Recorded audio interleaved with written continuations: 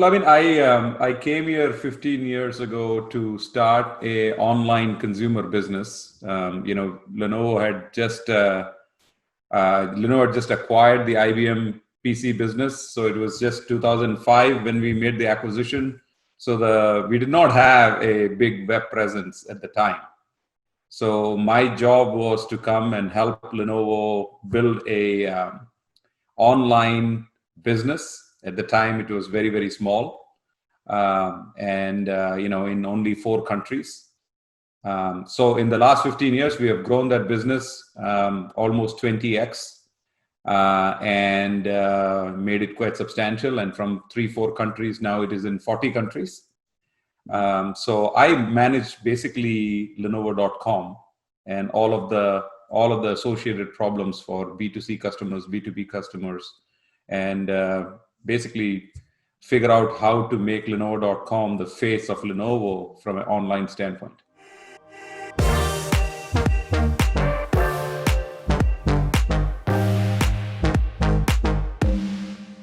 Well, I mean, obviously, like everything else, I mean, Lenovo's strength has been in its channel business, and we have a very substantial distribution business and retail business around the world.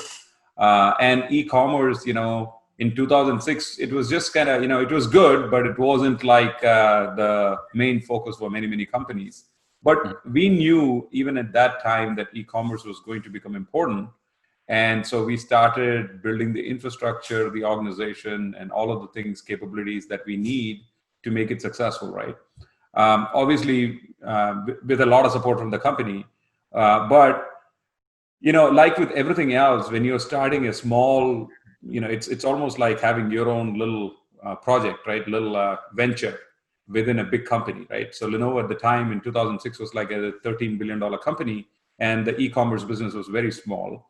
So, you have to fight for resources, you have to fight for everything to kind of get attention and kind of grow the business like a startup.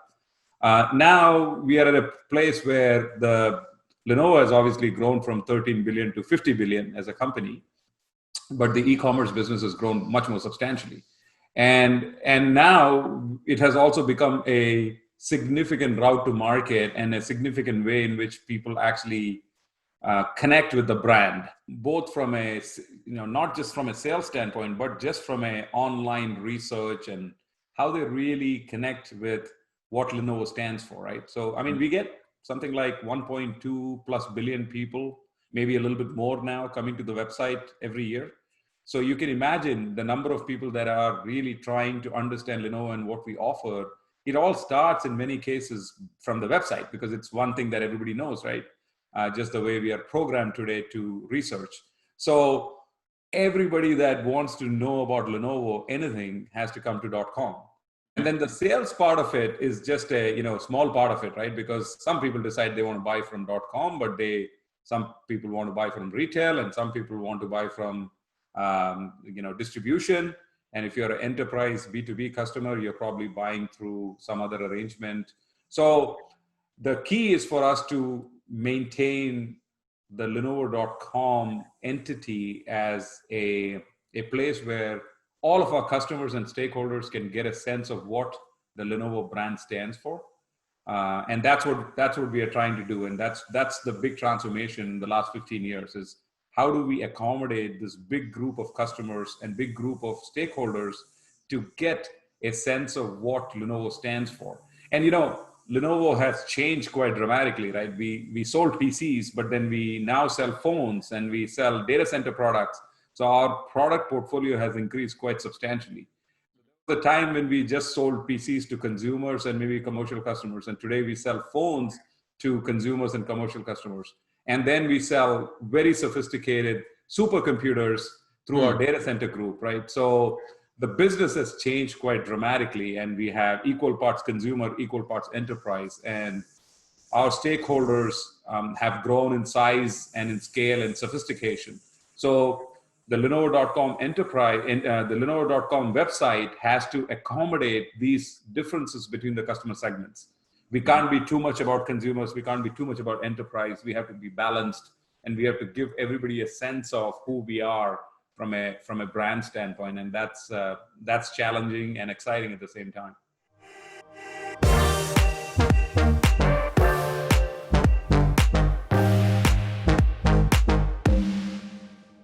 clearly COVID has had a pretty significant impact on buying behavior, right? Because I think what has happened is a few things have changed. One is a group of customers that have never been online before are online for the first time. Then there is a group of customers that are online but never buy online, forced to buy online. So you have a new group of buyers online. Then there is a explosion in categories where business models are getting disrupted, right? And mostly around food delivery, Uber Eats becoming more prevalent, people having to work from home and students having to learn from home, pretty dramatic shift. In the past, we did these things as pastime, but now it's become that you have to actually do 8 hours of studying from home on a computer. So the requirements have changed quite dramatically. So I think that what we are seeing is two or three things. One, a substantial shift in how people view online and how they are using online.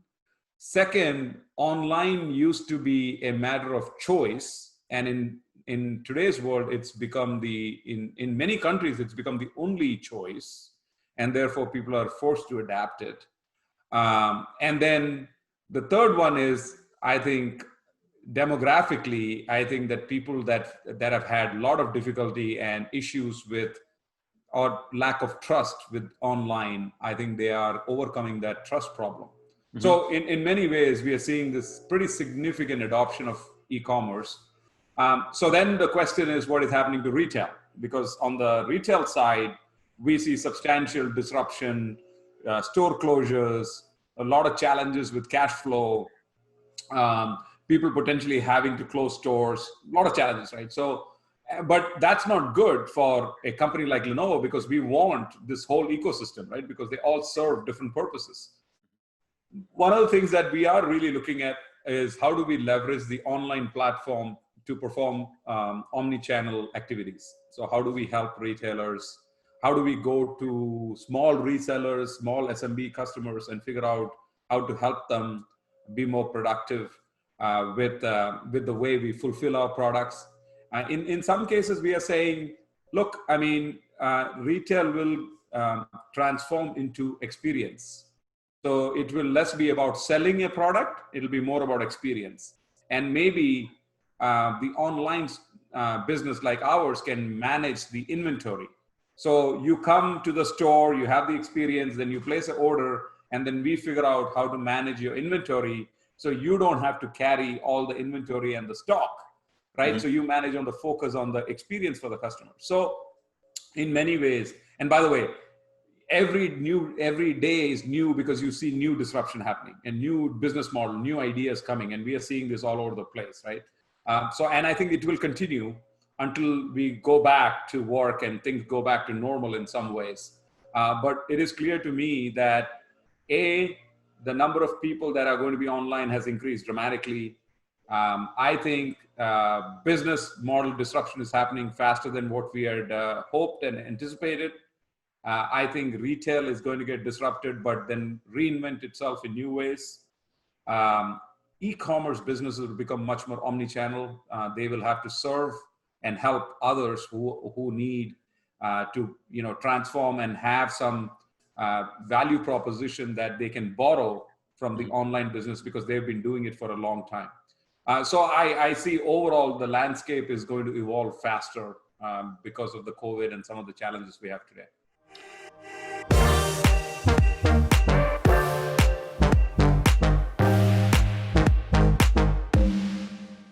Our biggest issue is disruption of supply chain. So many of the supply chain, our vendors to vendors to vendors, right? That supply chain and the value chain has been disrupted because of COVID. And some of it is because of financial reasons. Some of it is because of manufacturing disruption. Some of it is because of logistics disruption. And some of it is just simply because some countries are under lockdown and just don't have the ability to, do proper customs clearance and other things. So we see a broad-based supply chain disruption. That's one. The other one is from a supply chain standpoint, supply chains are built on efficiency. They're not built to actually handle customer order of ones and twos, right? It's really built for handling thousands and thousands of products. And in many ways, the e-commerce driven business seems to be much more about individual orders, right? 1 to unit size, as opposed to thousands of units, right? And therefore, the supply chain efficiency has a different implication. The lines have to be run differently, manufacturing has to be done differently. So there's a lot more disruption in the process. So you have to really think about a supply chain that's built for e-commerce, which is different than building a supply chain for quantity and for efficiency. So I think there is a level of disruption there. In terms of customers themselves, like, there used to be that we always had customers that were not very sophisticated, and then there were customers who were kind of medium sophisticated, and then customers who were very sophisticated coming to the website, and they all have very different requirements. The very sophisticated customers want, technical specs, they want details, they already know how to do these things, so they want very different set of information. We have a new set of customers that are really, really not used to the web. And so the website really isn't built in many cases for that customer set. So I think that it introduces new usability challenges, which I think we need to understand better. We really need to figure out how to be even more, from a user experience standpoint, understanding of that need. So we definitely need to figure out how to enable some of those capabilities. And I think that some of the things that we probably have to start thinking about is more voice integration, better search, and other things that might actually alleviate some of these problems, right? So integrating some of these things, because if people don't know exactly what they want, we need to be able to facilitate that much more seamlessly and gracefully. So we are looking at some of those things. It's definitely challenging. But overall, I think this demographic shift and this facilitation of business models is creating a lot more new set of disruptions and challenges in the experience.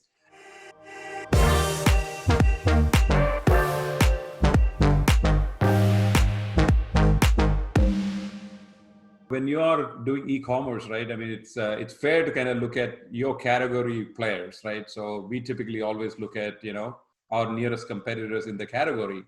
But I think disruption is going to come from many different places, and best practices happen in many other places. So when you talk specifically about e-commerce, we look at people like Amazon, we look at people like others who are innovating around various aspects. So if you really think about the end-to-end customer experience, the best way for us to get better really is to think about breaking down the customer journey into pieces and saying, who is actually doing a good job with each of the pieces?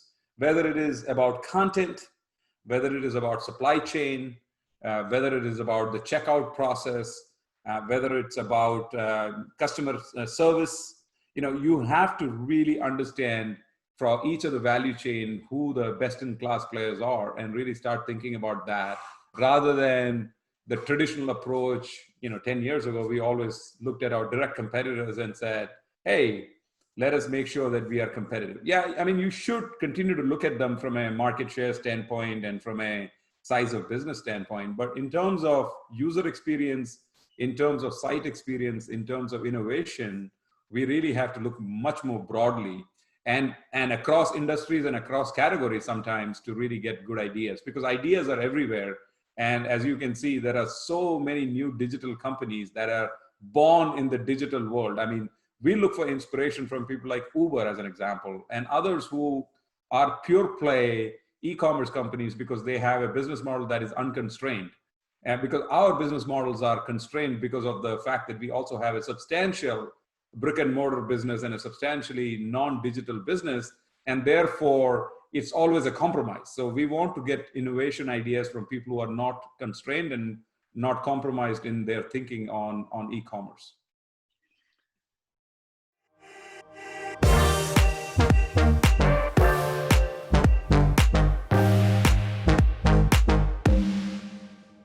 If you just don't complicate this and just look forward and just have a very simple point of view, which is more customers are going to be online. The younger generation, especially millennials, they are always online. Mm-hmm. And like 70% of millennials will be in the workforce in the next 5 years. So, they are going to be a big part of making decisions in the future, and they are native digital people. And so I believe that brands have a challenge in terms of having to deal with people who are very sophisticated. I mean, I would call the millennials and then younger generation to be very sophisticated technology users. So they are going to be quite unforgiving, and their expectations are going to be quite high in terms of what they expect. So I think things like touch, voice, gesture, all of the things that they grew up with in the era of smartphones, I think that's what they will expect from a usability and user experience standpoint. So we have to kind of get the website to be much more digital, the user experience on phones to be much more intuitive. We have to really integrate AI and things like voice and touch much more into the user experience. And quite frankly, you have to connect with what the customers and these core demographic segments consider important. Brands have their own agenda. They want to sell products, but I think you cannot do this in a vacuum, because these people have very sophisticated ways in which they purchase. They're very community oriented, as an example. So communities become very important. They are very much focused on loyalty. So if you have to unlock loyalty, you really have to be explicit. You really have to worry about things that make sense for them in the format that makes sense for them. And so in many ways, you kind of have to be focused on the demographics, but also what their likes and dislikes are. And you need to really craft experiences that bring you closer, the brand closer to the customer and their interests. So whether it is gaming, whether it's students, whether it's SMB audiences, whoever it is, you really have to understand what makes them tick. And you have to address those, we call it emotion points or passion points, because that's what they are going to be focused on. And if you're not going to be in sync with that, highly unlikely that you're going to have a good relationship with the customer.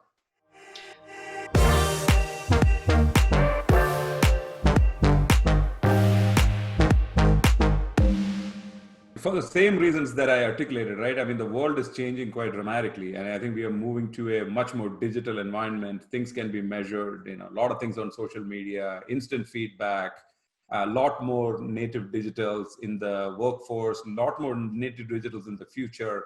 So the world is going to be increasingly digital, where feedback is going to be instantaneous. And then Lenovo has always been a very product-centric company. We make great products. We are very good in the engineering part, and and historically we have not directly sold to the customer. We have always sold through somebody else. We have sold through retail, we have sold through distribution, we have sold through enterprise, but we have never really sold through to the end user. Now, when we start selling through the web and we start selling through .com, of course, we are selling much more directly. On the phone, we sell directly to the end user. So as these things shift, our ability to get feedback, A, because the technology exists, B, because customers are all online and in social media, and therefore we can actually collect feedback much more readily. And then the prolific growth of online then allows us to really ask feedback much more real time. So it is the desire of the company to shift from being just product focused to customer focused. It is the fact that we are becoming a much more serious entity from an online and from a direct standpoint. And the fact that customers are willing to give feedback much more real time in digital formats across social media and other platforms allows us to collect feedback at various touch points in real time. So the feedback then can be used in many ways, right? It can save us a lot of time, a lot of money, and it can actually help the brand health in pretty substantial ways. The difficult part is trying to transform the company without meaningful numbers and without being really focused on it. And so when we 3 or 4 years decided that we want to be more customer focused, we also said we have to measure what customer satisfaction means, what NPS or Net Promoter Score means, what overall satisfaction for our customers mean across various dimensions: product quality, delivery, various things that we do, pretty much all the touch points we have with the customer. So we built a fairly sophisticated way to measure all of the touch points by customer segment. So whether it's our enterprise customer, whether it is our channel business, whether it's retail customer, whether it is the direct customer, we have figured out how to really measure the customer journey and what are the real important things. And then we tied some of these metrics to performance and bonus payouts for our employees. Because look, when you tie these things to compensation, you get an immediate response. And because we felt it was really, really important, we tied some of the customer sat. And even today, our bonus component includes customer satisfaction as a measure. And we believe that this is the strongest and fastest way to both empower our employees, but also to compensate for progress that they make against very tangible metrics.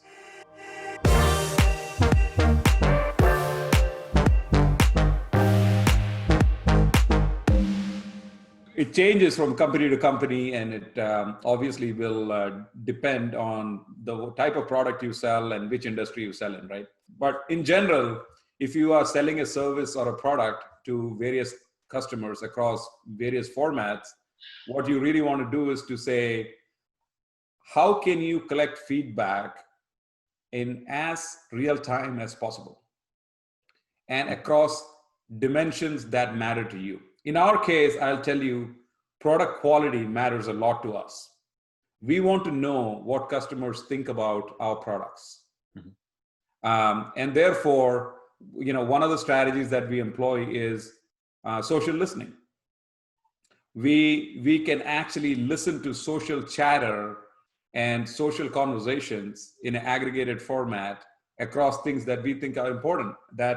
That could be Lenovo plus product, or it could be Lenovo products. It could be any number of things that pertain to product quality. Mm-hmm. So we are constantly getting feedback about what customers think about our product lines. And then we can then get very, very nuanced. Once we get feedback, the product is great or the product is bad or somewhere in between, then we can take the feedback and say, what specifically is the problem? Oh, the product has a quality issue because it's having failure faster than what we expected, or it's got some kind of a panel issue, or the wireless doesn't work, or whatever the issue is. Then you can get down.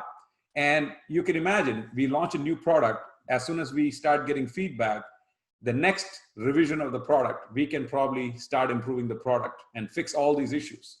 In the past, we would spend a lot more time and energy, and we would get the feedback much later, and therefore the product improvement cycle would be not as efficient. But because we are able to get real-time feedback, we are able to get things fixed faster, and the next revision of the product is that much better, right? We know exactly what the issues are, and that's coming from customer feedback. Now, on the sales side, as an example, you can ask customers about their delivery experience, their out-of-box experience, the research experience that they went through on the website. What are all these things? And we have very elaborate questions, right? We have almost like in some cases, we have 20, 30 questions we ask the customer across all of these things, and they tell us very clearly what they like, what they don't like. How was your interaction in the call center? When you talk to our sales agent, did you have a good experience? What were the things that you would rate as good, and what were the things that you would rate as bad? On delivery experience, we told you we're going to drop the product off in 2 weeks or 1 week or 3 days. How was that experience? How good, how bad?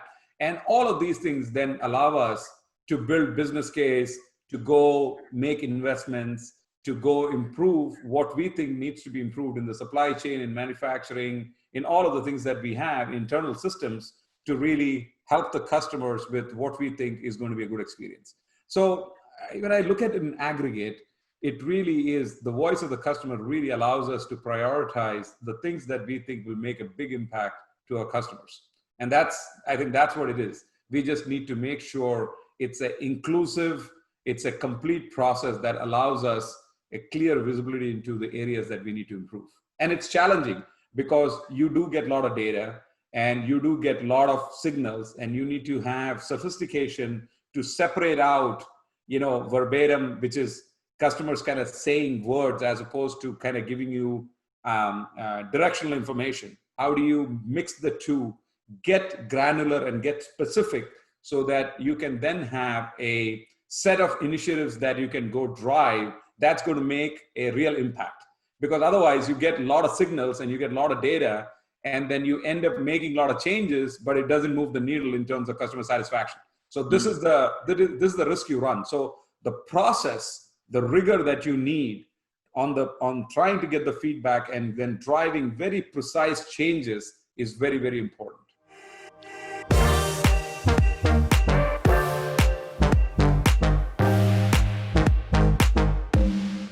One challenge we have is credit card processing, as an example, payment processing.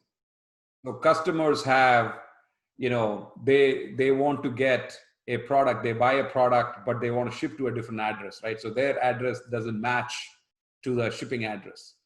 And we find that this is typically also a signal for fraud. So when that happens, and when the amount is high and it doesn't meet parameters, we have to call the customer. So when we call the customer, many times we miss the customer, right? We call the customer and we have to leave a voicemail. And sometimes we play phone tag and the customer gets frustrated. After 3 or 4 days, we cancel the order because we feel like it's a fraud order and the customer is not getting back. So on the surface, the customer's point of view is that I placed an order, a legitimate order. I paid for it using credit card. You have sent me some voicemail. I'm trying to reach you, but I can't get to you, whatever happens. Or I sent a voicemail, I never heard it. And then after 4 days, you cancel the order. What the hell is wrong with you, right? That's the customer's point of view. So we are taking steps to go figure out how to short circuit that process in terms of how we manage and streamline those orders. Another example would be product design. We have had a number of issues where customers have said, this particular feature doesn't work, or this is a feature that provides pain point. And therefore, when we introduced some last, I don't remember exactly which product, but I think it was the X1 Carbon, we had an issue with the pad, the touchpad. The touchpad was clunky and it wasn't working well. And we had just introduced a new touchpad at the time. This was maybe 2 or 3 years ago. We'd introduced a new touchpad and the customers didn't like it. But it was very innovative. It was, something that we were doing new. And because we collected feedback in more real time, we knew that that was a problem, and we were able to switch that piece out and put something else in. We have had situations where we have had touchpads, but no track point. And ThinkPad users love track point. And we have had models where we removed the track point. We said, if you have touchpad, why do you need a track point? And then we had this overwhelming response from customers that said, no way you're going to touch our track point. We need the track point back. Okay, so we put the track point back. So there have been a number of product innovation, number of changes to the products that we have done, and we have reiterated and we have iterated in the right direction because of feedback from customers. Look, I have, like I said, probably 150 list of things that we have in terms of feedback from customers that we are working on. Some on supply chain, some on the website, some on our call center. So many, many things that we actually get feedback on that we act on to improve customer experience.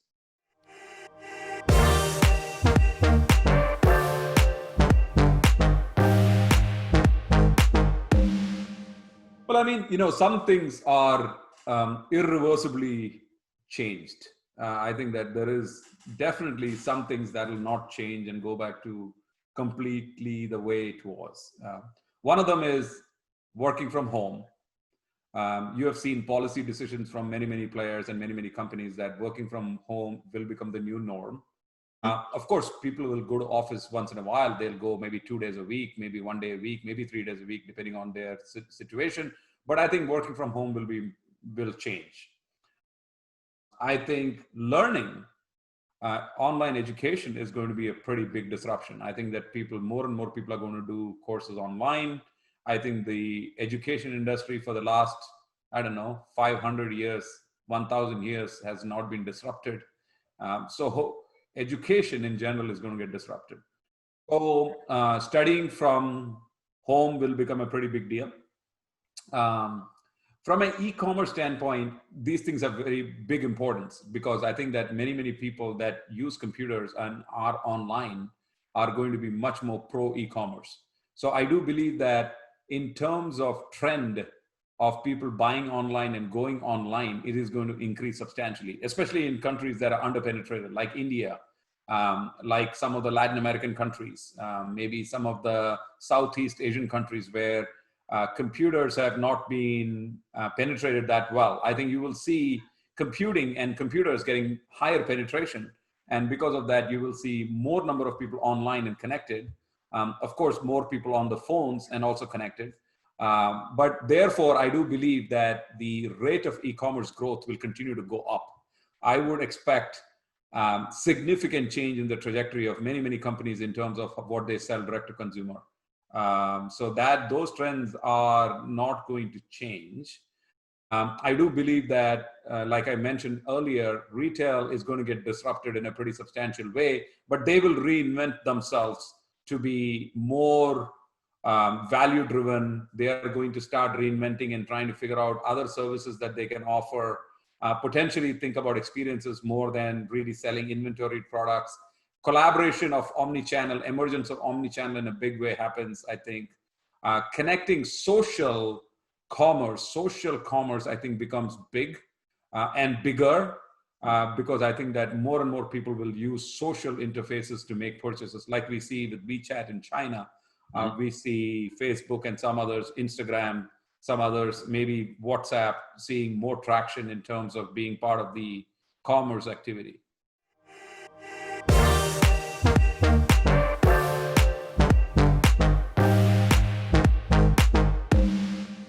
The online experience that I've discovered over the years, right, is not a very logical process. It's actually a very irrational and a very biased process. And so many people approach many of these things very logically. And quite frankly, it's good to have a good grounding on behavioral things before you start thinking about this. Because the user experience and the user sentiment that we see online, and some of the research that we have seen, it seems logical. And most of the people who are into business, they are all very logical people, right? So they tend to use logic when they should really be spending a lot more time on letting customers tell you what they are seeing. Not tell you, but show you. So don't believe what people say, but follow what they do.